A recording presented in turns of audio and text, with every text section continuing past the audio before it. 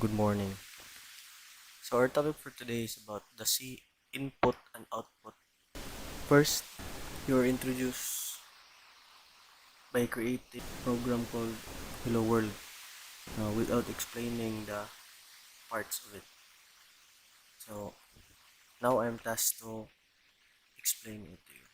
So let's open code blocks.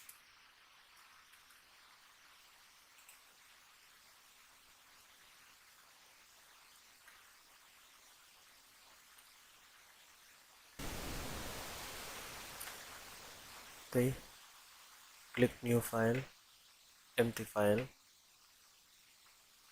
Then you save this. Hello.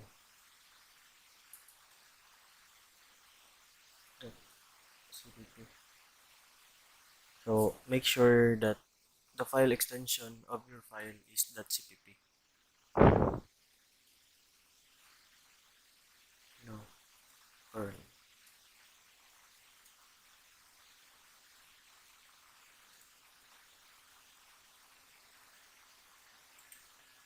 Then let's start code. Sharp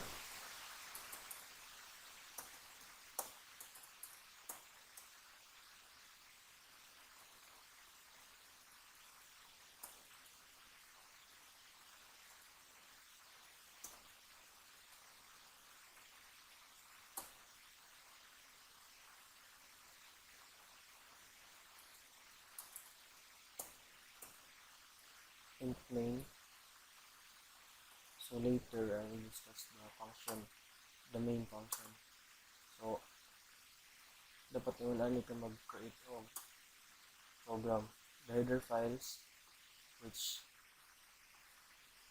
kaning studio.h is isa ka library dito sa atong compiler sa C. Ana dito tanan ang printf o scanf. So dili mo gana ang imong printf o scanf or sa C++, cin o cout kung dili ka mag iostream dili sa atong kani dili mo gana atong printf o scanf. Then int main or the main function. So in every program lagi ginatawag na main function, which ang main program is ang pinakauna nga i-execute niya nga function. Nevertheless, daghan mo function, si main function gyapon ang iyang una nga i-execute. Okay? So int main dapat na siya, then curly brace na yan. So mas maayo ang imong i-open and close curly brace para dili ka makalimot. Then you have the body of your program. So mga na printf semicolon. So this is semicolon. Okay. Then as we observe, let's run this program. So kabutan siya dire, 0 errors and 0 warnings. So sa atong code blocks, unahon na to build, addiser na to i-run. Then we run the program.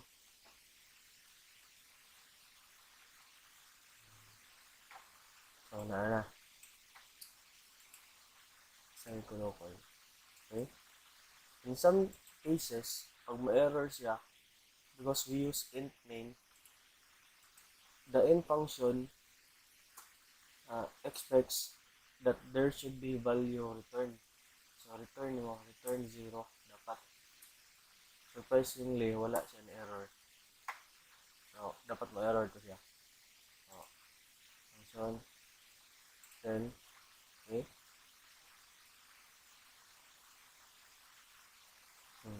This is the output of the program. Close. So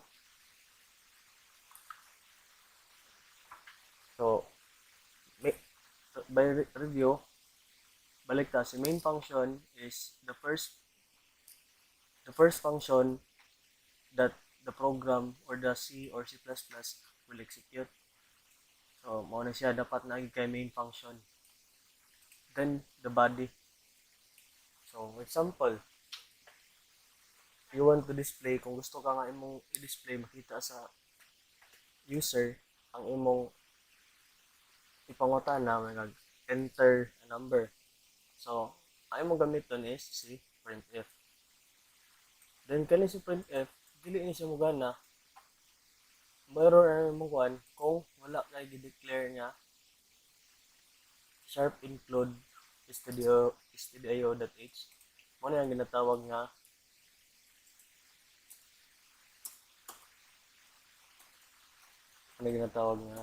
header files.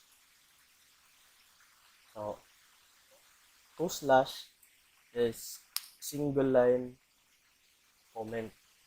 Single line. Then you have the return 0. So, kung mag-create kag main function, imo dadaan open and close nga bracket para dili ka maglibog. Then, you must use indentation every time na mag-code ka para sayon ra ang pag-trace sa code. Next is, what if gusto ko og user input? So, for example, natay example din. Ano yan sa itong user input? So, na example. Ayos na tanay. Okay. So, we want to declare a variable int test num is equals to 5. Okay. If we want to display this, the value of the variable test num, which is 5, so printf close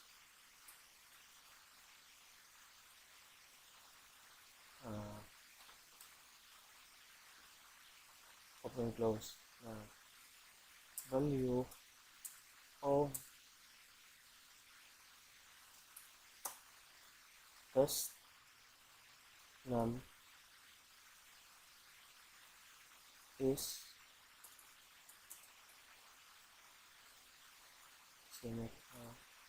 tapos %d comma then the variable test num. Okay, let's try. So build. So wala siya error. Then we run. So dapat makakita taong value nga 5. Okay? The value of test num is 5. So ginsa. So nag-declare the variable nga 5. Value sa variable nga 5. Then we store it to test num. Then we want to print it by printf. So bisa unsay mo ibutan dire, but make sure na kay %d. So kung atong balikon tong sa atong mga data types, dito nakabutang. So %d atong gigamit, it is because we use the data type int. So kung float na siya, f or lf. Kung character C ang atong ibutan dire. So nani ang pagpa-display gikan sa kanang nga value. Pagpa-display kag value gikan sa isa ka variable. %d, then the name of the variable. So now, katong gusto nga user input na. So okay. So pwede pud ka magbutan diri. Ano pud ka? Int test num. So, for example, so dili pwede nga na space ha. Dapat wala space. So mo na law sa atong pag-declare og isa ka variable. Or semicolon. Then we print f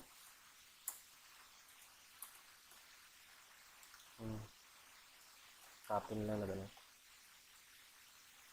The value of this number is copy to is comma, then copy na ganun. Okay. So, para dili libog, butangan na to ni siya og slash n. Sana isa slash n, so new line. So, kung i-build ang program, then we run. Gawas ko nito si Abbas. Na. The value of test number is 5. The value of test number is 4. So, na. Now, sir, gusto ko og user input. Okay, kaning example kay i-declare naman na to ang value. So, ang user input is ano na ni? Example. Just, okay. Kasi na to?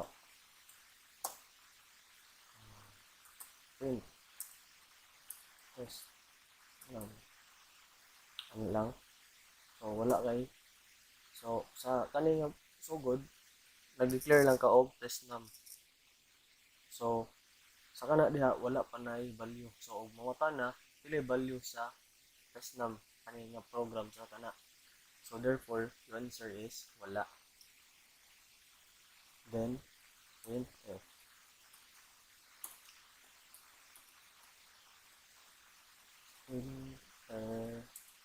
Value of test num. Okay? So, ngayo ka, print f. So, ayaw kalimot sa semicolon. Then, di ba kung magpa-display ta, ang atong kinahanglan is printf. Pero pag mukuha ta og value gikan sa user, then we store it to the variable, ang atong gamiton is scanf. Scanf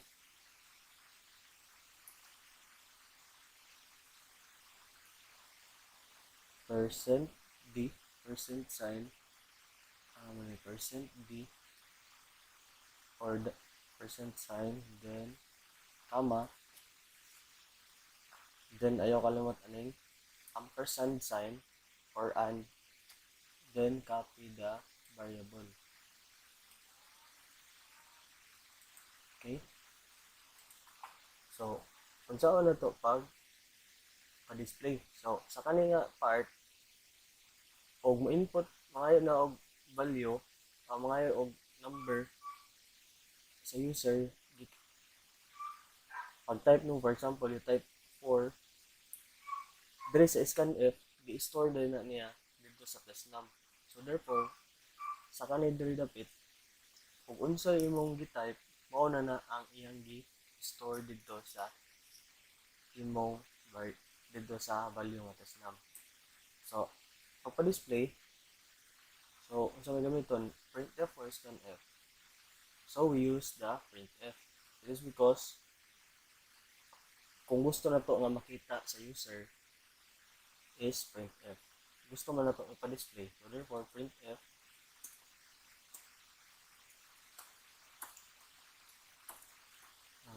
the value of test num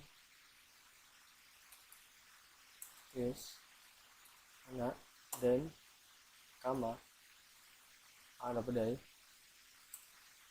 so to percent d it is because we use int %d, then the name of the variable test num. So let's run the program, then say okay, Okay? Ngayon siya. Ngayon siya. Tapos nam. So, okay, pangit siya, pangit. So, dapat butangan na ito o ano siya. Tawag yung ilibog. Run, build, then run. So, isang number. So, type na to ang 20, 200. Then we enter. Uh,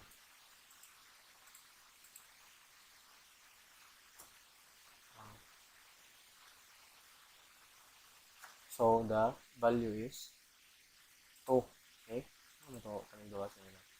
So, balik. Value. So, mga siya 10.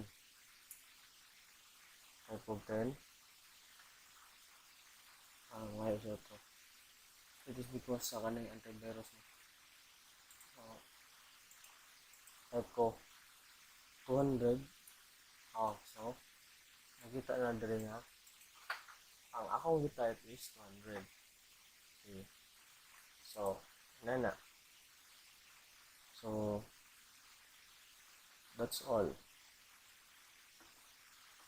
Okay, thank you. So, if you want this video, so panood lang ako. Subscribe then click like para sa more na kuan tutorials natong kaniton. Kasi na pwede sa mo mag comment.